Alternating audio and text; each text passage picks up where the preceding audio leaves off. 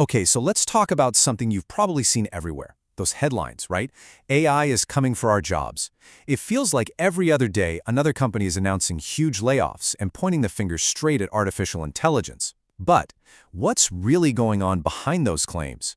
Today we're going to cut through all the hype and look at the actual numbers. Let's get into it. Now, this entire analysis is part of a massive deep dive from Virtualization Options LLC. It's actually the second installment of their big 8-part series on AI layoffs and this whole concept of layoff washing. For this explainer, we are laser-focused on their findings from Chapter 2, which is all about the data. We're just going to follow the numbers and see where they take us.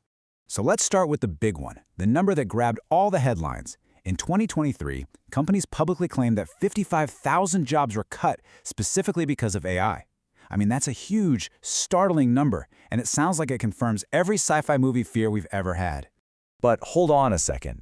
Is that really the whole story? Is AI the main character here, or is it just a convenient excuse for something else? That's the big question we're going to dig into by looking at the data behind all those claims. To really get to the bottom of this, we have to take that 55,000 number and put it into its proper context. Because, a number by itself doesn't really mean much. And here's that context.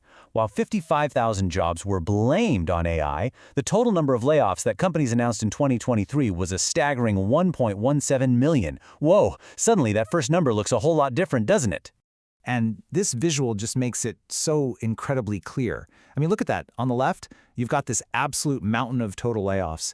And then way over on the right, that tiny little sliver, that's the jobs publicly blamed on AI. The image alone tells you AI is not the main story here, not even close. In fact, if you run the numbers, those 55,000 jobs make up just 4.7% of all layoffs. Let that sink in for a second. Less than 5%. So what in the world is going on with the other 95%? And maybe more importantly, how much can we even trust that tiny 4.7% figure? And this is where it gets really, really interesting. You have to ask, where does this data come from?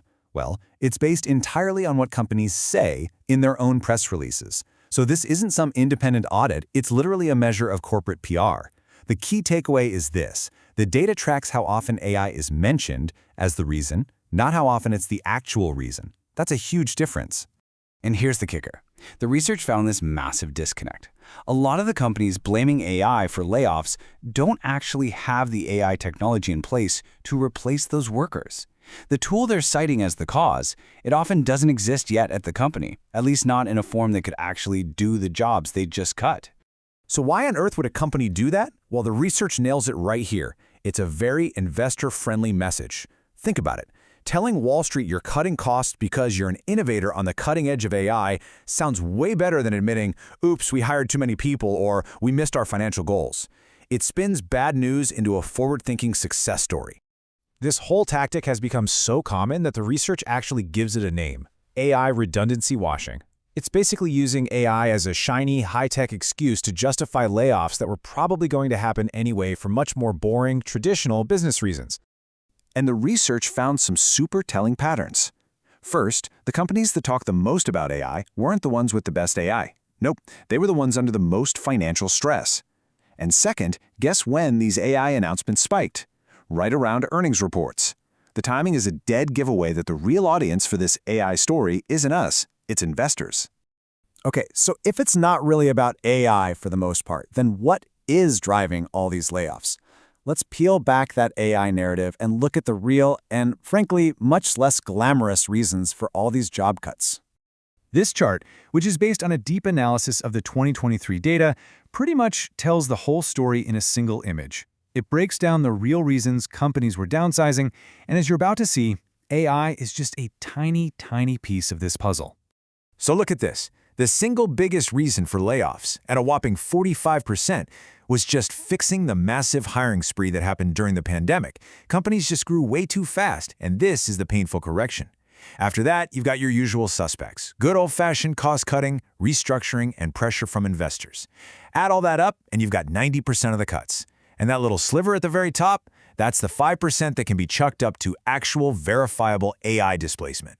Now that 5% is real, and it's important. We're not saying AI is having zero impact on jobs. It absolutely is. The key here is to separate the media hype and the corporate PR from the reality of where this technology is actually replacing people today. And the source material is very clear about this. Real AI displacement is happening, but in 2023, it was not some widespread, economy-wide thing. Instead, it was really concentrated in a few specific job categories where the tech is finally mature enough to reliably handle human tasks. And here they are, the three main areas where you can see real AI displacement. You've got customer service, with chatbots and virtual agents handling basic questions. You have content translation for more routine documents. And finally, back-office stuff like data entry. These are all jobs with high volume, repetitive tasks, exactly what current AI is really good at. Outside of these areas, true job replacement by AI is still pretty rare. So, the next time you see one of those screaming headlines about AI taking over, you're now armed with the right questions to ask. Is this a story about real technological change? Or is it just a classic case of AI redundancy washing? Knowing the difference is everything if you want to understand what's truly happening in the world of work.